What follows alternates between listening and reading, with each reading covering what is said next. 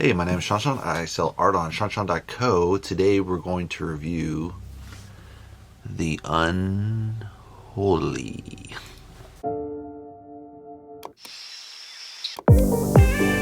So The Unholy is by this director, Stiliotopoulos. I think he's Greek, not really sure, but that sounds Greek. He's also the writer-director, so you have that nice sync between the writing director is just really fluid.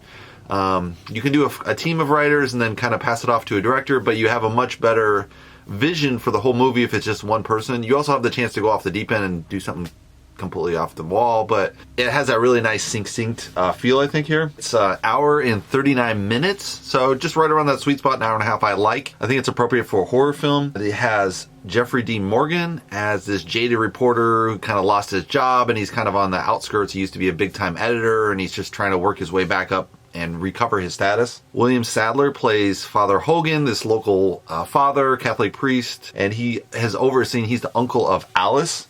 Alice is played by Cricket Brown, and this local girl that gets possessed by this demon. Cary Elwes is Bishop Giles, and he plays the bishop, is saying, hey, let's go forward and make this place a pilgrimage site, because it's, this miracles are happening under Alice. So the story is the fallen reporter. He's off on this small time dig in a town. He doesn't really want to be there. He's like, man, they just throw me the worst stories ever. But he's like, maybe I'll figure out a story out of it, right? There's this mark on a cow, and he's like, it's a possessed cow or something. And you're like, oh my God, it's just a Metallica symbol, right? And he's like, I just came here for nothing. And he convinces his boss to pay him $200. So now he's really screwed. How's he going to pay for his story? That it's just not going to be any story. He walks around a tree, and then all of a sudden he finds his doll in there, and his doll's wrapped in chains. And he's like, oh, this is going to be a great story. I'll break it open. And he has this guy, farmer, break it open. And they do a story about how there's this corn thing. Someone broke it open, and who knows what happens, right? So he thinks that's the story. And then all of a sudden he's driving home, and then there's this girl right in front of the car, and he swerves out of the car, crashes the car, and he gets the girl. He's like, oh my God, are you okay? Takes her to the local farm. They come and see her, and he gets dropped off at the hotel, and then he's like, oh, maybe I got to see her. Maybe there's something more to this story. And she starts talking, and they're like, no, she doesn't talk. She's deaf mute, right? She can only sign language. She doesn't hear anything. And so they take her to her doctor. Her doctor comes and tests her, and it turns out now she can talk. And they're like, well, that's crazy. How did that work? The uncle, who's her father at this local priest, he's like trying to shield her away from the audience that builds more and more as she performs more and more crazier miracles. And it turns out that actually she's not possessed by the Virgin Mary. It's actually the bride of Satan. Anyway, I'll leave that there. I really like the film in this aspect from the camera angles. I just saw another film recently, and they just had the nonstop camera shake while you're watching the film, and you're like, what is going on? Why is the camera moving? This should be a locked off shot. Like, I don't know, these modern films that use camera shake nonstop, and you're like, this is so stupid. You should only use camera shake for action sequences. You really shouldn't use it for other sequences. This had the appropriate use.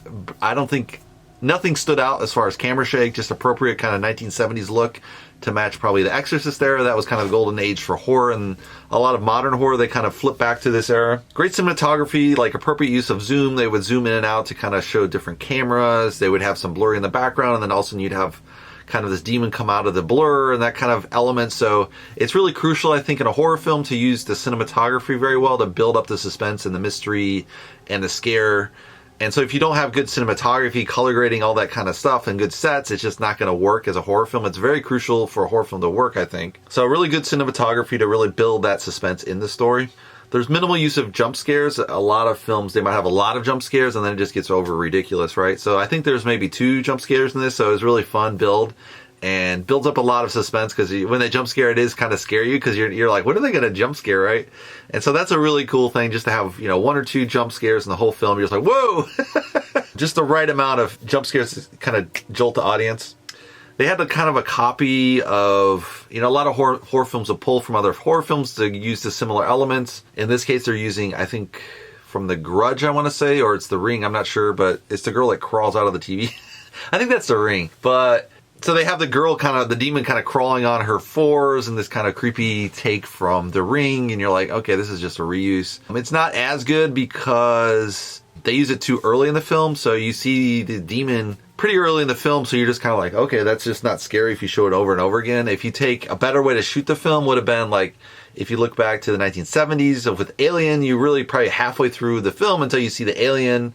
And just a slow build, and then all of a sudden, maybe 3/4, you see their full-size alien. You're like, oh my god, dude, what the hell is this? But they have this great slow build in the beginning of the film where you don't know what's going on, what's the point of this film, and you have that nice and mysterious element. They probably needed a little more build on this before they introduced the demon. They could have used small, spoon moves on the table or something kind of creepy and kind of just slowly build that up. And then you have a much more dramatic effect. This is also done pretty well in Jeepers Creepers, the first one, because there's this guy chasing a girl, this young kids, teenagers, and then he's harassing them and they lose him and then they get back. And then it turns out he gets more and more powerful as the film goes along. And they're like, oh my God, we can't kill this guy, right? So, they could have done kind of a similar approach here where the demon kind of starts off small, little stuff, probably as the faith builds, and then just gets stronger and stronger. I think they could have had a little better use of minimal influence to the much stronger when they have all the faithful around the demon, and the powers would grow exponentially. And you don't have that per se. It's just kind of like instant miracles, and then like, oh, he's going to have more power later, but you're like, well, he already does miracles. How much more power do you need? So I think they could have done a little bit kind of a weakened demon and then slowly get stronger. That could have been a little bit stronger in the film, I think. They had this interesting thing of the adult religious folk had this kind of interplay of different roles. So you had Father Hagen. He's just a small town father, and he's protecting his adopted niece, and he's kind of blocking off the public and trying to shield her from the unwanted public publicity. You have this other guy, I forget his Monsignor. The Monsignor to disprove all the miracles and prove like it's either a real miracle or probably in 99% of the cases it's not a miracle, and then they can disprove it. And so he's kind of the real skeptic within the church. And then you have the third guy is the bishop, and the bishop's really desperate for a miracle so they can have a new pilgrimage site. They can make a lot of money, and he just sees all the potential for spreading the faith of Catholics. So you have that interplay between the three different figures within the religion. So that's really nice.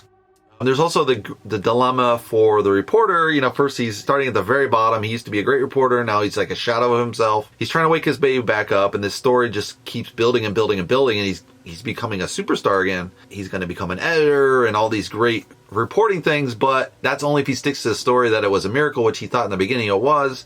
And now it turns out, maybe it's a demon, so they have to disprove the miracles. And the only way to do that was with doubt. So he was originally a reporter that did a lot of fake stories, and he got thrown out just for the news clicks, and now he's just totally screwed. So now he's going to have to discredit himself to either save the world or become this great editor. So it has a really nice dilemma for the reporter. And then kind of the contrast between the father and the bishop is nice in the sense that the father is very wary of these new powers of Alice, and he thinks like wherever God follows, the devil is nearby is his statement. So when this, miracles start happening just outside the church, for him, he immediately makes that connection. Oh, that might be Satan, right? But the bishop's just like, oh, wow, we get this miracles. This is great. We can drive conversion. Just completely steamrolled over everyone else just to make this miracle thing happen. So it's really interesting contrast there. They also have a little thing of a fake date in there, which you don't really see at first. You could see it, but, it comes out later. So you're like, wow, that's a really subtle use, because they show it to the viewer, but you don't think anything of it unless you're really Johnny on the spot looking. So it's nice that they use some clues that are subtle to show that, maybe everything isn't what it seems to be about the town. So that's kind of nice. There's not really too much horror in the film. I don't know. Maybe I've just seen way crazier films.